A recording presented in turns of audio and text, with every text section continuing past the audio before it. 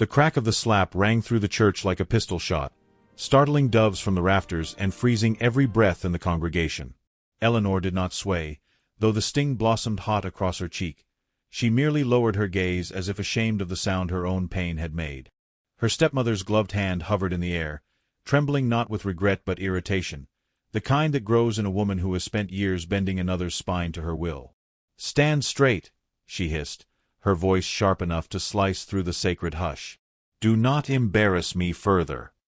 But the congregation saw everything. A whisper unfurled among the pews like smoke. A young bride struck, publicly, violently, on her wedding day. Even the vicar faltered. Eleanor's throat tightened, but she said nothing. Silence had been her armor for years, and she wore it now as she had worn it in childhood, invisible but suffocating. She kept her hands closed at her sides, afraid that trembling might expose her heart's true fear. Marriage not to a man she despised, but to one she barely knew. A duke. A stranger. A widower with a reputation for cold, marble dignity. She felt her stepmother draw breath to strike again. But the second blow never came. A firm, gloved hand shot upward and caught Mrs. Hawthorne's wrist mid-air. It happened so suddenly that even the stepmother startled, her breath catching in indignation. The church seemed to tilt around that single gesture. Alexander, Duke of Ravensshire, stood between bride and stepmother, tall as a column, composed as a statue carved by ancient hands, his expression unreadable yet undeniably dangerous. He did not raise his voice. He didn't need to. "Madam," he murmured, his tone one of polite reprimand sharpened by steel, "you will lower your hand." Mrs. Hawthorne attempted a flustered laugh. "Your Grace, I mean only to correct." "There is nothing," he said, "to correct." He turned slightly then, but his gaze settled on Eleanor, steady, assessing, unexpectedly gentle. For the first time that morning, she felt the tremor inside her lesson.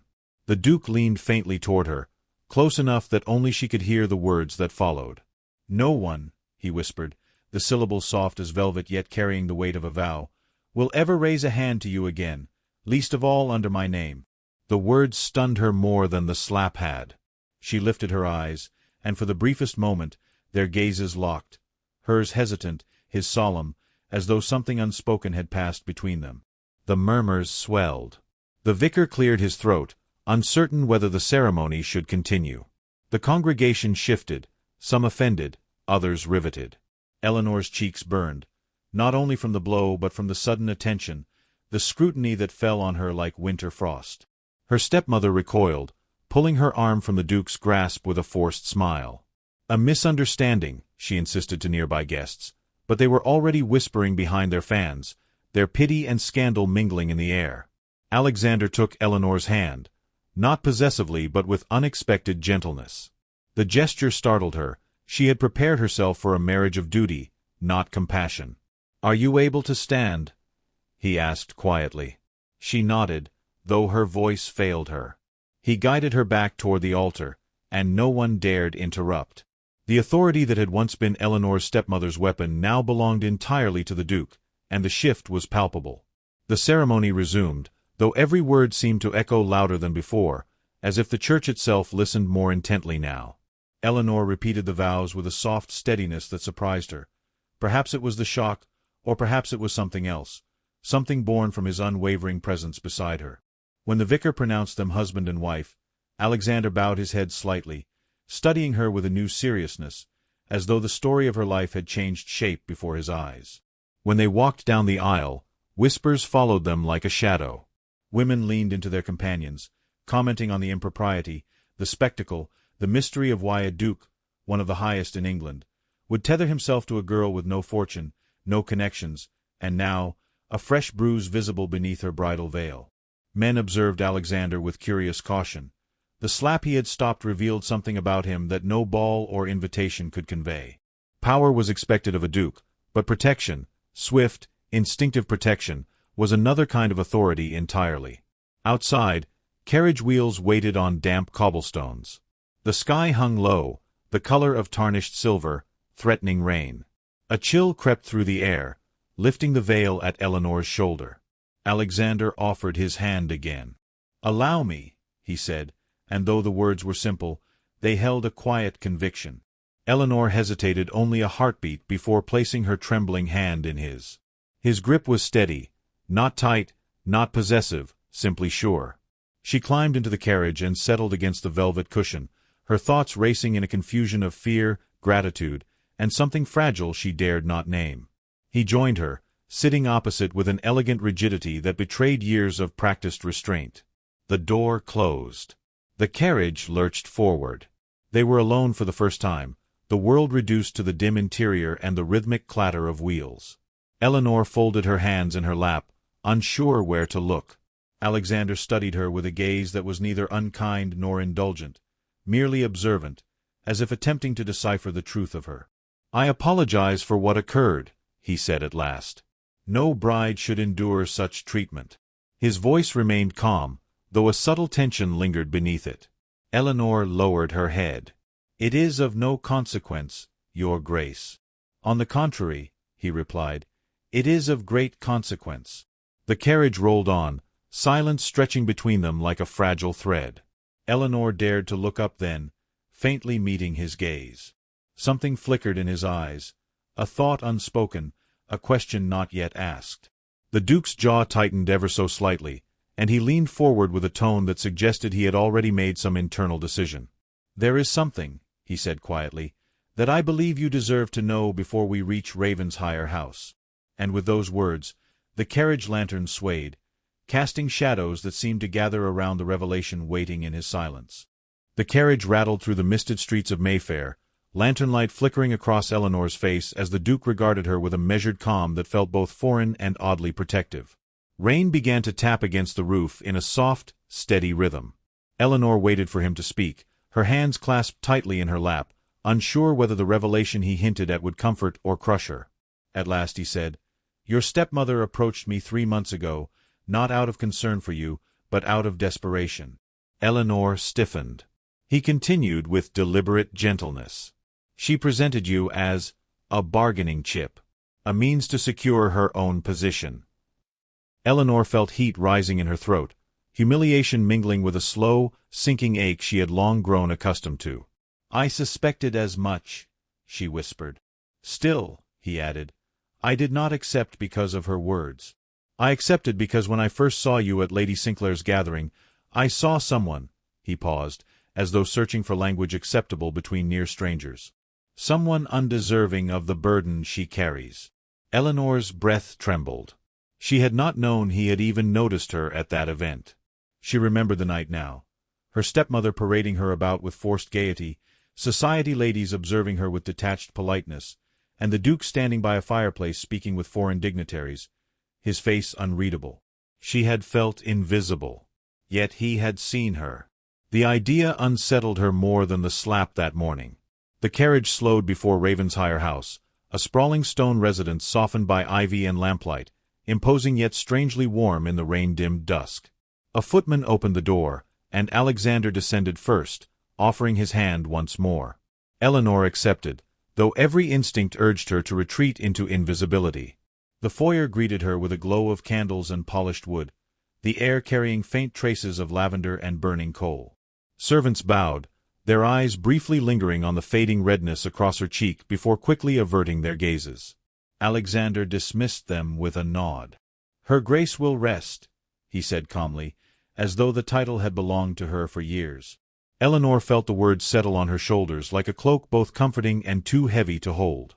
He escorted her down a corridor lined with portraits of Ravensshire ancestors, stern visages, proud expressions, eyes painted to follow intruders. Their scrutiny felt no different from that of the church crowd. "You will have your own suite," Alexander said as they reached a pair of carved doors. "Privacy is essential, especially after today." He opened the door, revealing a spacious chamber with pale blue walls, a bed draped in embroidered linens, and a hearth crackling softly. The warmth seeped into Eleanor's bones. She had never slept in a room meant for comfort, only necessity. Her breath caught. "It is far too generous," she murmured. "Nothing about your circumstances merits less," he replied. For a moment, neither spoke. The only sound was the fire sighing beneath the mantel. Alexander's gaze softened with something like hesitation. "If there is anything you require," he said, "send word. I will not have you feeling unprotected in my home." The word protected clung to the air like smoke. She bowed her head in gratitude, unsure how to respond. He withdrew with a polite inclination, leaving her alone in the stillness. Eleanor moved toward the hearth, her fingertips skimming the cool surface of a porcelain vase. The quiet pressed around her, unfamiliar and disorienting. In this room, she could not hide behind household chores or her stepmother's commands. She had to face her own shaking heart. She lifted her veil and stared at the faint red mark in the mirror, an echo of a life she might finally be leaving behind. But freedom, she knew, was never that simple. A knock sounded. A maid entered with a cautious curtsy, carrying a small velvet box. "From His Grace," she said softly. When Eleanor opened it, she found a silver hair comb delicately engraved with lilies, elegant, understated, and clearly cherished. A note lay beneath. It belonged to my mother. She believed every woman deserved at least one beautiful thing she did not have to earn. Eleanor closed the box, her throat tightening with a grief she could not yet name. That evening, she ventured downstairs for dinner, though her steps were uncertain. She found Alexander in the dining hall, standing by the long table rather than seated, as though he had been awaiting her arrival. The hall shimmered with candlelight, but only 2 places were set, a gesture that felt strangely intimate. "I feared you might not come," he admitted. Eleanor took her seat slowly. "I did not wish to appear ungrateful." "You are the last person I would call ungrateful," he said firmly. Dinner unfolded in careful conversation. Eleanor spoke little of herself, yet Alexander listened closely to every word she offered, as though piecing together the unwritten chapters of her life. When she reached for the silverware, he noticed the faint tremor in her hand but said nothing. His restraint, more than any declaration, unsettled her in ways she could not explain. Afterward, as the servants cleared the table, a footman discreetly approached Alexander with a folded newspaper. A half-second too late, the Duke attempted to conceal the headline, but Eleanor had already glimpsed it: "Bridal Violence in Mayfair, an unfortunate display at the wedding of the Duke of Ravensshire." Her stomach sank. "Do not trouble yourself over that," Alexander said quietly. She met his gaze. "How can I not? The entire city will think me weak, humiliated before God and society." "Humiliation is not a stain upon the humiliated," he replied, his voice low with conviction. "It is upon the one who deals the blow." Eleanor looked down, tears pricking behind her lashes, though she forced them back. She had shed enough tears for her stepmother already. Alexander watched her with a silent intensity she felt more than saw. The moment hung delicately between them, suspended like a breath waiting to be released. At last he spoke. "There is more," he said. "Something I hesitated to share tonight." His voice deepened with gravity. Eleanor's pulse quickened. "Your stepmother has already written to me," he continued. "She demands a sum of money in exchange for her silence regarding your supposed instability." Eleanor's blood ran cold. "Instability. A fabrication," he said, "but a dangerous one." She swayed faintly. And then, with a softness edged by warning, he added, "Tomorrow morning, I intend to confront her." The candles flickered as if startled, and Eleanor felt the world tilt, not from fear alone, but from the realization that her marriage was no longer merely an arrangement. It was a battlefield she had not chosen, and she was no longer standing in it alone. Snow fell throughout the night, softening the city into a muted watercolor of white rooftops and drifting fog. By morning, Ravensshire House stood half-veiled beneath the storm, its windows glowing faintly like lanterns fighting the cold. Eleanor woke early, though she had barely slept, her thoughts tangled in fear and in something unexpectedly deeper, a fragile sense of safety she did not yet know how to trust. The memory of Alexander's voice lingered in her mind. "Tomorrow morning, I intend to confront her." She had lived her whole life under her stepmother's shadow. The idea of someone standing between her and cruelty felt too precious, too dangerous, to believe. She dressed quietly, choosing a plain wool gown and wrapping her shawl tight against the winter chill. When she stepped into the corridor, she found the house strangely still, as though holding its breath. Alexander was nowhere in sight. She imagined him already preparing for the difficult task ahead, mapping strategies with the precision expected of a duke. She wondered whether he regretted his promise. She wondered, too, why the thought frightened her more than any confrontation. In search of warmth or perhaps courage, Eleanor descended to the library, the grandest room in the house, though she had only glimpsed it briefly the night before. The door creaked open to reveal shelves rising to a carved ceiling, firelight casting amber pools across the carpet. She took a hesitant step, then stopped. Alexander sat at the great mahogany desk, head bowed over a stack of letters, his dark hair brushing his temple in a way that made him look momentarily younger, almost vulnerable. He looked up the instant he sensed her presence. "You are awake early," he said softly, not rising but straightening, his gaze sharpening in concern. "Did the storm disturb you?" Eleanor shook her head. It was not the storm. Their eyes held, unguarded for a heartbeat, until she glanced toward the letters. "Are those from her?" "Some," he admitted. "And some from connections who might shed light on her activities." He folded his hands, considering her carefully. "I will not allow falsehoods to stain your name. But I need your trust to proceed." Trust was a word Eleanor rarely touched. It felt like a fragile porcelain dish placed suddenly in her hands. She approached the desk slowly. "What would you have me do?" He studied her with that unsettling gentleness that felt almost like reading her thoughts. "Only speak the truth when asked. Nothing more. Nothing less." She hesitated. "My truth has rarely mattered." "It matters now," he said, and something in his tone softened the space between them. He gestured toward the chair beside the hearth. "Sit with me a moment before the carriage is readied." She obeyed, more out of instinct than command. The fire warmed her chilled fingers.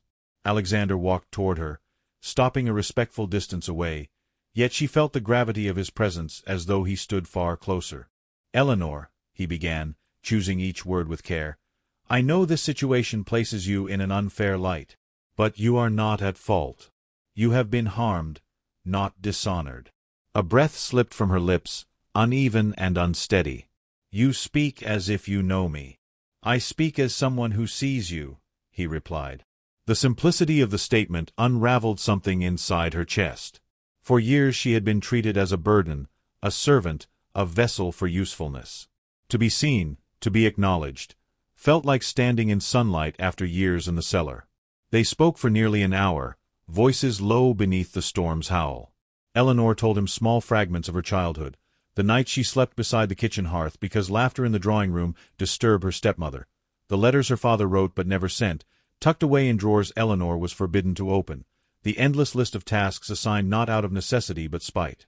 She spoke haltingly at first, but the more she revealed, the more Alexander's expression hardened, not with pity, but with anger on her behalf.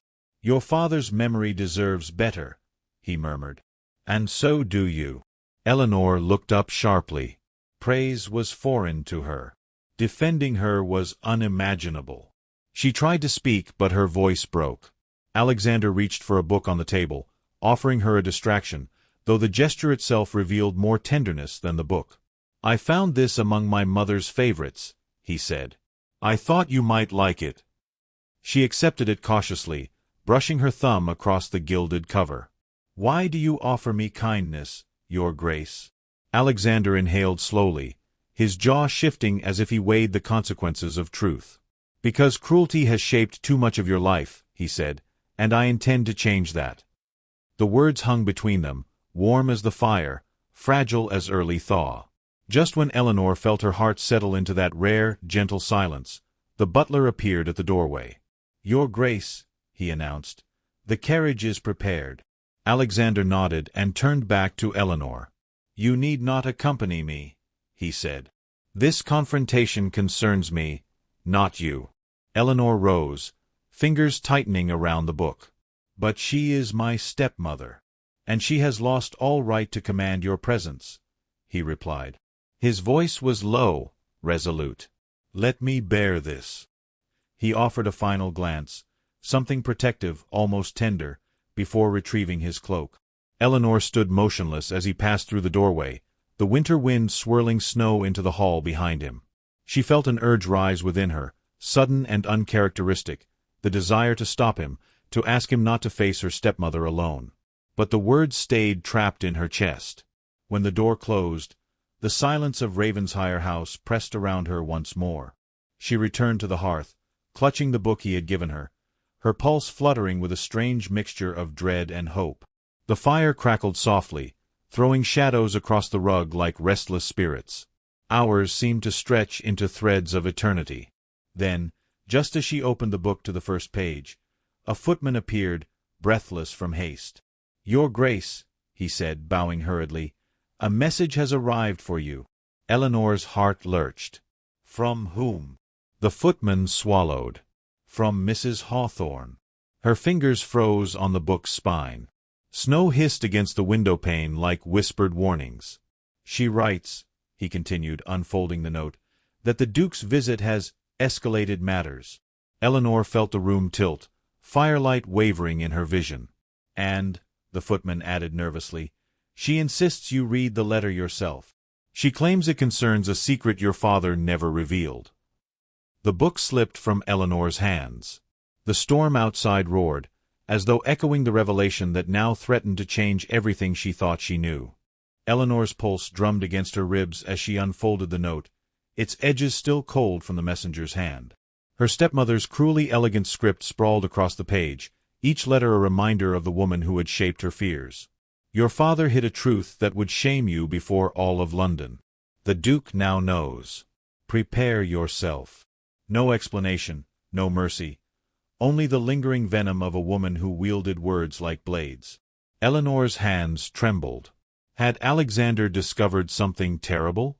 Something that would unmake the fragile peace forming between them? The thought hollowed her, filling her with the familiar dread she had carried for years. She pressed the letter to her chest, fighting the urge to collapse. Before she could summon the courage to breathe, the front doors opened, and a gust of icy wind swept through the hall. Alexander entered, snow dusting his dark coat, his expression sharpened by more than the storm.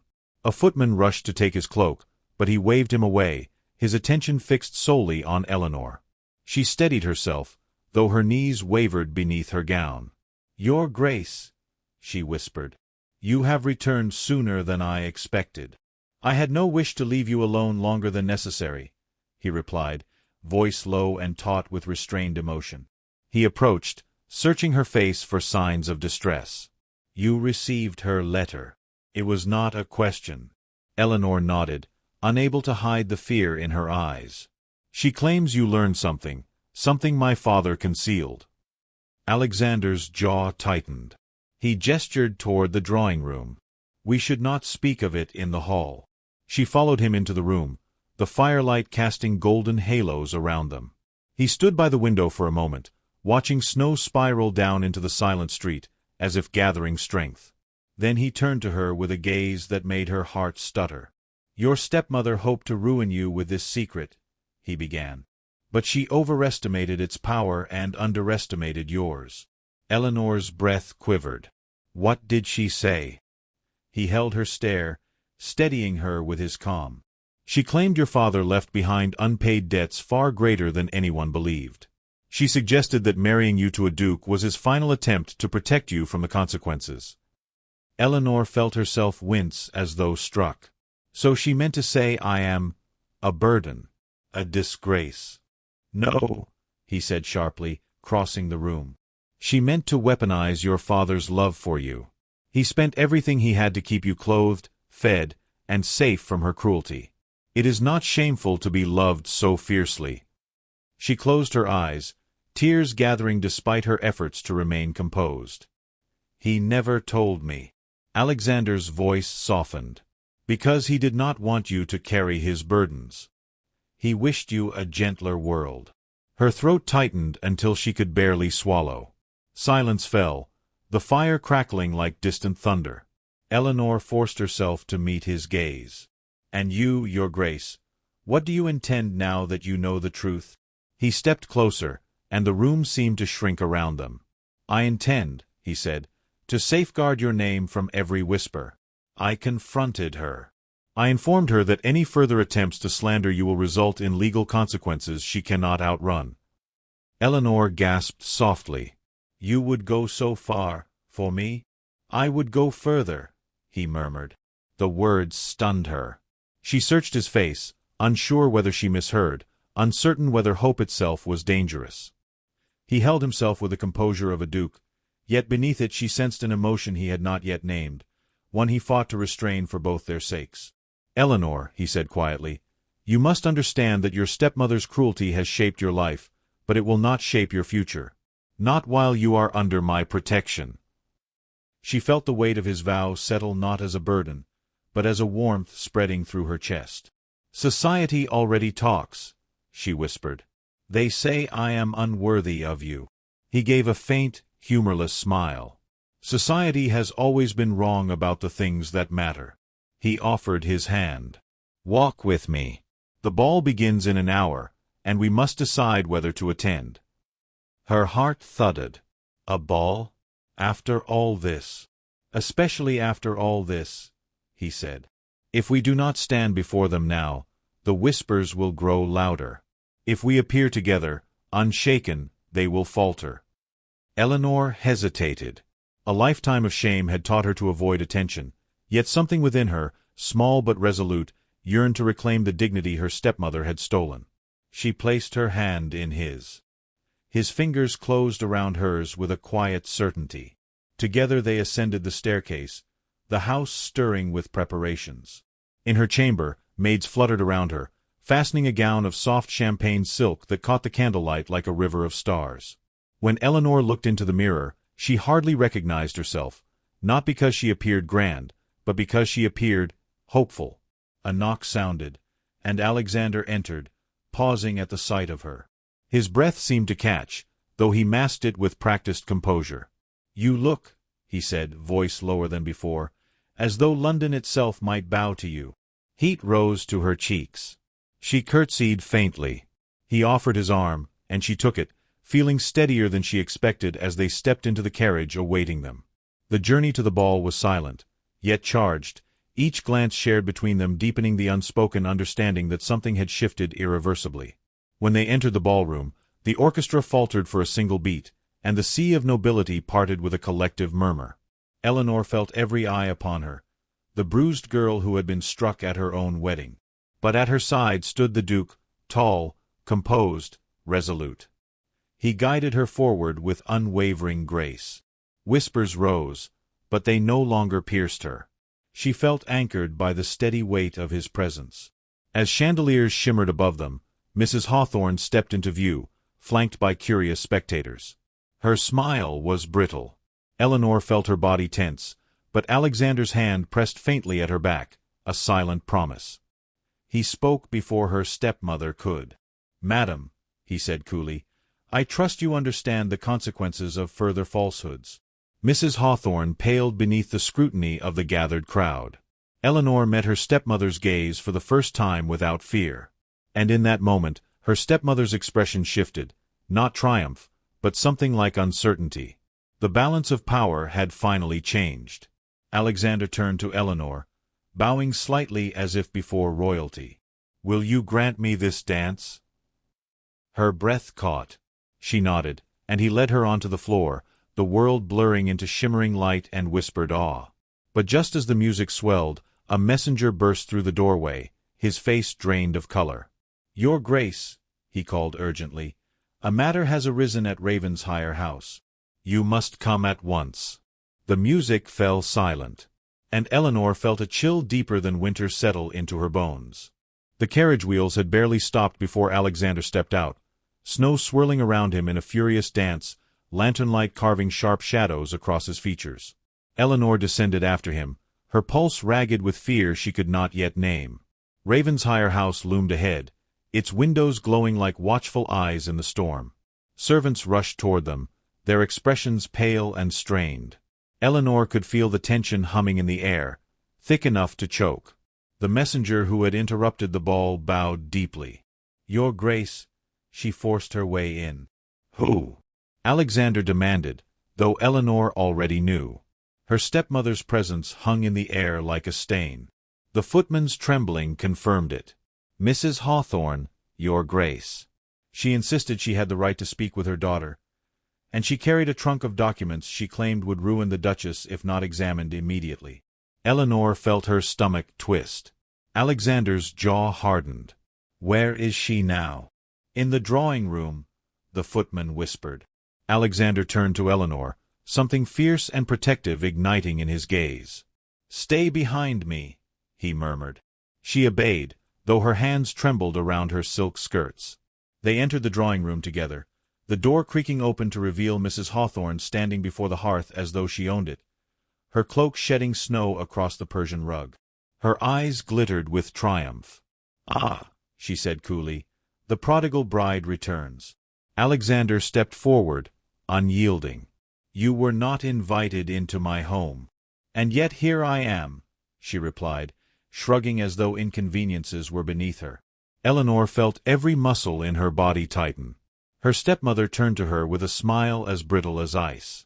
"My dear, surely you understand. I came only to rescue you from humiliation. Your duke believes himself noble, but he knows nothing of what your father left behind." Eleanor drew a breath. "I know enough." Mrs. Hawthorne's eyes narrowed. "No. You know only what was convenient for him to tell you." Alexander stepped closer, voice cold enough to frost the air. "Whatever threats you intend, speak them plainly."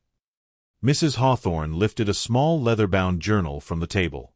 "Your Grace, this is your father-in-law's private ledger.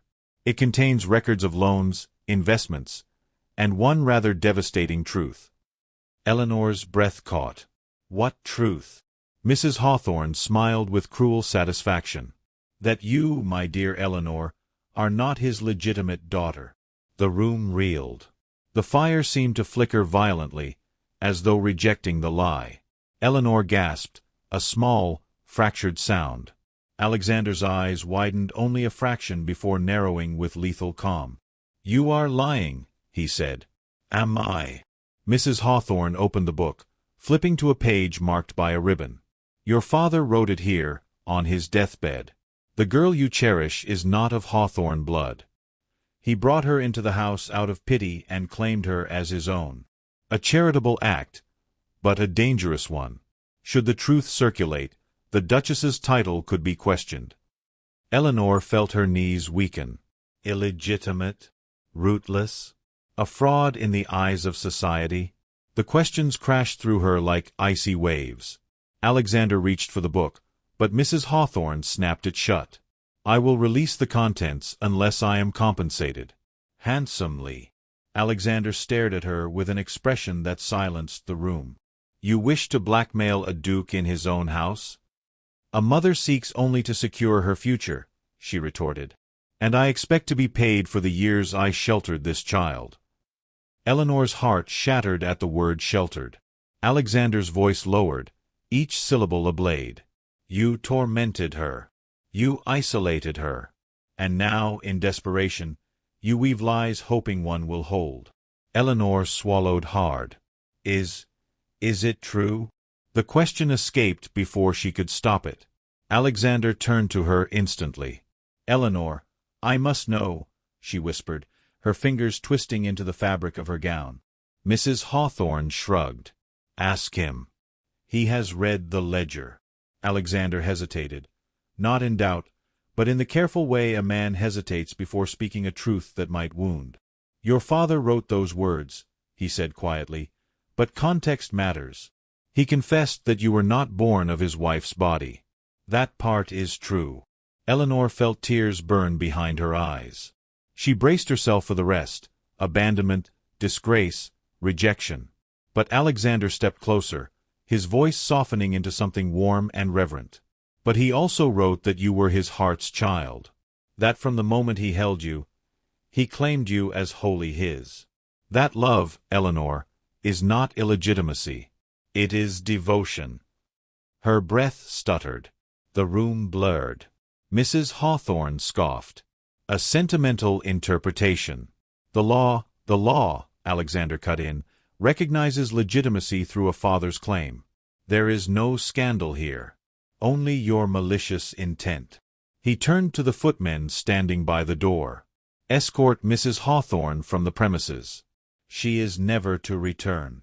Mrs. Hawthorne sputtered, her composure cracking for the first time. You cannot. I can, he said simply, and I have. The servants approached. She fought their grip only for a moment before the futility became evident. As she was dragged toward the door, she hurled one final accusation. You will regret this marriage. She will bring ruin upon you. The doors closed behind her with a satisfying finality. Silence settled over the room, broken only by Eleanor's quiet, uneven breaths. Alexander approached her slowly, as though nearing a trembling bird. Eleanor, he murmured, look at me. She raised her eyes, tears slipping unchecked down her cheeks. He cupped her face gently, wiping them away with his thumb. Nothing, she said, diminishes you. Blood does not define worth. Your father chose you. And now, his voice faltered, then steadied. And now I choose you. Her breath hitched. Why? Because, he whispered, leaning closer, I have come to care for you, more deeply than I intended, sooner than I expected. Her heart throbbed painfully at his confession. Your Grace, Alexander, he corrected softly. Call me Alexander. She exhaled, the warmth of his nearness melting the last of her fear. Alexander. His eyes darkened with emotion. If you will allow me, I wish to build a life with you, not out of obligation, but out of affection, out of respect, out of something that has grown in me each day since our vows. The world seemed to still. Snow drifted outside the windows, soft as blessings. Eleanor lifted her hand to his, her fingers trembling but resolute. Then let us begin, she whispered. Their foreheads touched, breath mingling in the firelit hush. But before their lips could meet, a servant rushed in, pale and shaking. Your Grace, he gasped. The ledger, it's gone. Someone has taken it. Alexander straightened sharply, all warmth replaced by steely resolve. Who? The servant swallowed. A carriage fled the grounds moments ago. No crest, no identification. But it carried two figures, and one of them looked back. Eleanor felt her blood run cold. Her stepmother had not left alone, and the past she carried was not finished with her yet.